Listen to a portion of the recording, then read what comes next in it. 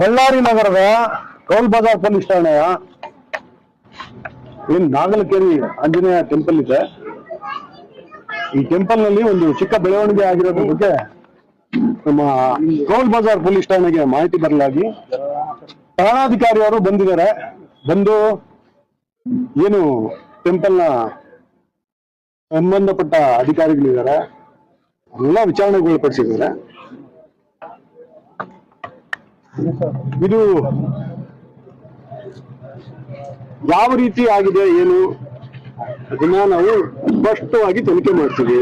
Okay, ಇದನ್ನ ಯಾವ್ದೋ ರೀತಿ ಸುಮ್ಮನೆ ಸೆನ್ಸೇಷನಲೈಸ್ ಮಾಡೋದಕ್ಕೆ ಇದು ನಗರದ ಹಿತದೃಷ್ಟಿಯಿಂದ ಒಳ್ಳೇದಲ್ಲ. ಓಕೆ, ಚಿಕ್ಕ ವಿಚಾರ ಅದು. ವಿಚಾರ ಚಿಕ್ಕದಾಗ್ಲಿ ದೊಡ್ಡದಾಗ್ಲಿ ಪೊಲೀಸ್ ಇಲಾಖೆ ಅದನ್ನ ಸಾಕ್ಷ್ಯಾಧಾರ ಸಮೇತ ನಾವು ತನಿಖೆ ಮಾಡ್ತೀವಿ. ನಾವು ಸಂಬಂಧಪಟ್ಟ ಎಲ್ಲರೊಂದಿಗೆ ಮುಕ್ತವಾಗಿ ಸಂವಾದ ನಡೆಸ್ತಾ ಇದ್ದೀವಿ. ಎಲ್ಲರಿಗೂ ಅನ್ಸುತ್ತೆ ಯಾವ್ದು ಇರಾಚೇರಿ ಅಂತ ಯಾರು ಏನು ಹೇಳ್ತಾ ಇಲ್ಲ. ಒಂದು ಆಕಸ್ಮಿಕ ಘಟನೆನ, ಉದ್ದೇಶಪೂರ್ವಕ ಘಟನೆನ, ಎಲ್ಲಾ ಆಯಾಮಗಳ ಬಗ್ಗೆನೂ ನಾವು ಒಂದು ಕ್ರಿಮಿನಲ್ ಕೇಸ್ನ ರಿಜಿಸ್ಟರ್ ಮಾಡಿ ತನಿಖೆ ಮಾಡ್ತಾ ಇದ್ದೀವಿ.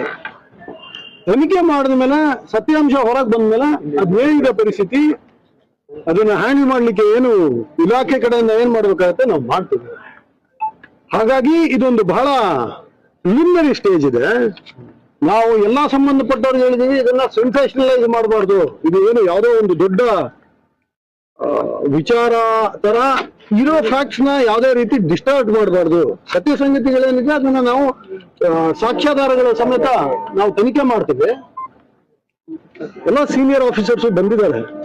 ತನಿಖೆ ಮಾಡಿ ನಾವು ಮತ್ತೆ ನಿಮ್ಗೆ ಸಂಪೂರ್ಣ ಮಾಹಿತಿನ ನಾನು ಅವ್ರಿಗೆ ದಿವಸ ಆದ್ಮೇಲೆ ಕೊಡ್ತೀನಿ. ದೊಡ್ಡದಲ್ಲ ಸಣ್ಣ ವಿಷಯ ಅನ್ನೋದಾದ್ರೆ ಏನ್ ಸರ್ ಹಂಗಾದ್ರೆ? ಇಲ್ಲ, ನಾನು ಅದನ್ನೇ ಹೇಳ್ತಿರಪ್ಪ. ನಾವು ಯಾವ್ದೇ ಜಡ್ಜ್ಮೆಂಟ್ ಅಂತ ಅಲ್ಲ, ನಾವು ಜಡ್ಜ್ಮೆಂಟ್ ಅಂತಿಲ್ಲ. ಪೊಲೀಸ್ ಇಲಾಖೆ ಯಾವ್ದನ್ನು ಜಡ್ಜ್ ಮಾಡಲ್ಲ. ಪೊಲೀಸ್ ಇಲಾಖೆ ತನಿಖೆ ಮಾಡ್ತಾರೆ. ನಿಮಗೆ ಏನು ವಿಚಾರಗಳ ಬಗ್ಗೆ ಟೆಂಪಲ್ನವರು ತಿಳಿ ಹೇಳಿದ್ದಾರೆ, ಠಾಣಾಧಿಕಾರಿ ಅವರು ಪೊಲೀಸ್ ಅಧಿಕಾರಿಗಳು ಅದ್ರ ಬಗ್ಗೆ ತನಿಖೆ ಮಾಡ್ತಾ ಇದ್ದಾರೆ. ಇಲ್ಲ ನೋಡಿ, ಇದನ್ನು ತಮಗೂ ಗೊತ್ತಿರೋ ಹಾಗೆ ಬಹಳ ಪ್ರೈಮರಿ ಸ್ಟೇಜ್ ನಲ್ಲಿ ಇದೀವಿ. ಪೊಲೀಸ್ ಇಲಾಖೆಯ ಪ್ರಕಾರ ಇದು ನಮ್ಗೆ ಪ್ರಥಮ ವರ್ತಮಾನ ವರದಿ ಸ್ಟೇಜ್ ನಲ್ಲಿ ನಾವು ಇದೀವಿ. ಸಾಕ್ಷ್ಯಾಧಾರಗಳನ್ನ ಕಲೆಕ್ಟ್ ಮಾಡ್ತಾ ಇದೀವಿ. ಸಾಕ್ಷ್ಯಾಧಾರಗಳು ನಮ್ಗೆ ಯಾವ ತರ ನೀಡ್ ಮಾಡುತ್ತೋ ಅದ್ರ ಬಗ್ಗೆ ನಾವು ಸಂಪೂರ್ಣವಾದ ಫರ್ಮ್ ಆದ ಒಂದು ಕ್ರಮ ನಾವು ಮಾಡ್ತೀವಿ. ಸರ್, ಒಂದು 200 ವರ್ಷ ಕೆಳಗ್ಲಿಂದ ಇರ್ತದೆ ಸರ್ ಇದು. ನಾನು ಬಂದು ಇಲ್ಲಿ 45 ವರ್ಷ ಆಯ್ತು ಸರ್. ಅದಕ್ಕಿಂತ ಮುಂಚೆಗೆ ನಮ್ಮ ಯಜಮಾನ್ರು ದೊಡ್ಡವ್ರ ಅತ್ತೆ ಮಾವನವ್ರು ಎಲ್ಲರೂ ಇಲ್ಲೇ ಬಾಳೆ ಮಾಡಿರೋದು.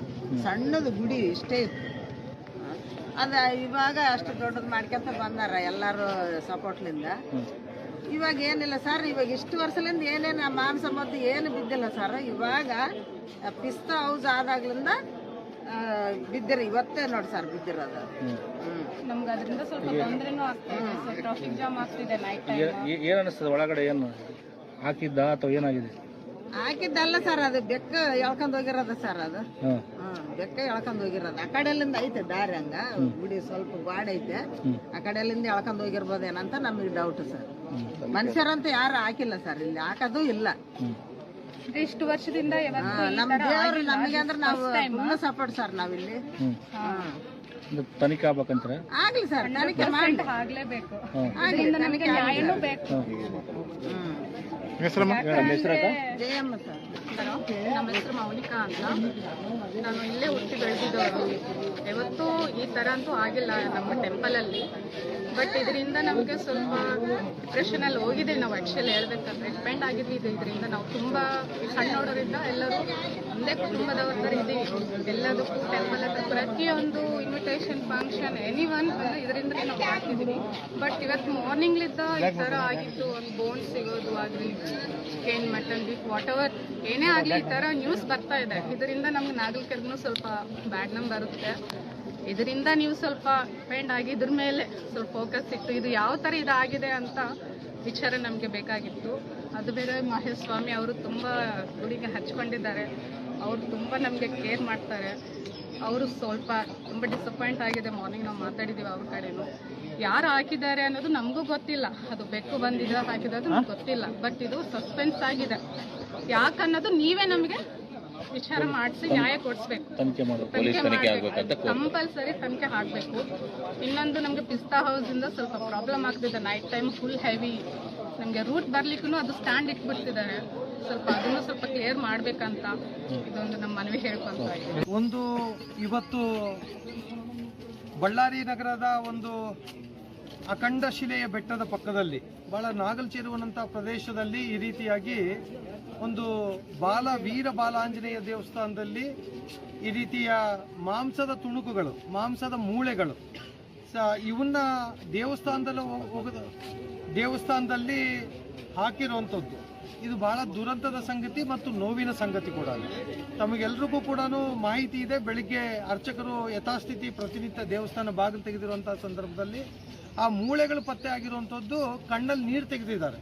ಯಾವತ್ತು ಕೂಡ ಐತಿಹಾಸಿಕ ಹಿನ್ನೆಲೆ ಇರುವಂಥ ಹಿಂದೆ ವ್ಯಾಸರಾಯರು ಪ್ರತಿಷ್ಠಾಪನೆ ಮಾಡಿರುವಂಥ ಅನೇಕ ಹನುಮನ ದೇವಸ್ಥಾನಗಳಲ್ಲಿ ಇದು ಕೂಡ ಒಂದು ಪುರಾತನ ದೇವಸ್ಥಾನ.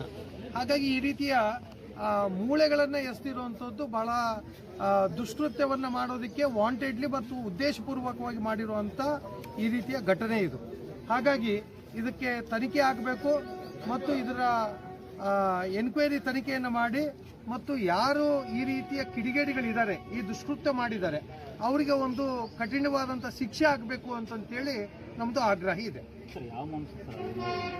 ಅದು ದನದ ಮಾಂಸ ಅಂತ ಬರ್ತಾ ಇದೆ.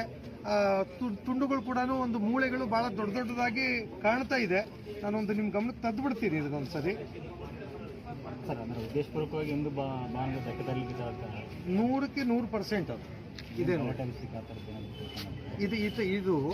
ಇದನ್ನು ವಾಂಟೆಡ್ಲಿ ಮಾಡ್ತಾ ಇರುವಂತ ಇದು ದುಷ್ಕೃತ್ಯ. ಇದು ಎಲ್ಲಿ ತನಕ ಸರಿ? ಇದನ್ನ ಕವರಲ್ಲಿ ತಗೊಂಡೋಗಿ ನೀಟಾಗಿ ಎಸ್ದಿದ್ದಾರೆ. ಇದನ್ನ ಎಸ್ದಿದ್ದಾಗ ಇದು ಆಗ್ತಾ ಇರುವಂತ ಘಟನೆ ಇದು. ನಿಮ್ಮ ಹೆಸರು ಸರ್? ನಿಮ್ಮ ಹೆಸರು? ಅನಿಲ್ ನಾಯ್ಡು ಅವರು, ಬಳ್ಳಾರಿ ಬಿಜೆಪಿ ಜಿಲ್ಲಾಧ್ಯಕ್ಷ.